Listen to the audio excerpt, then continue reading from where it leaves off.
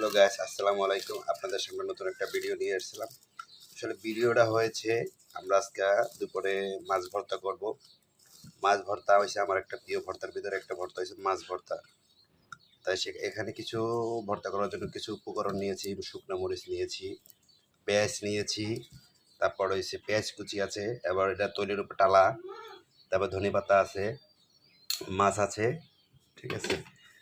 লবণ নিয়েছি, লবণ দিয়ে মরিচটা একটু ফাঁকি করে নিলাম, তারপর পেঁয়াজের সাথে মিক্স করে দিলাম, ঠিক আছে। এখানে আছে খাঁটি সরিষার তেল আছে। এই উপকরণ দিয়েই আজকের মাছ ভর্তাটা হবে। আমার কাছে খুব ভালো লাগে মাছ ভর্তাটা। কার কাছে কেমন লাগে কমেন্ট বক্সে বলবেন যে মাছ ভর্তা আপনার কাছে কেমন লাগে।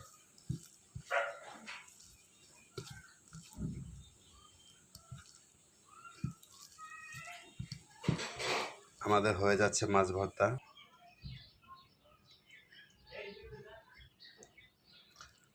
সরিষার তেল, খাঁটি সরিষার তেল দিয়ে দিলাম।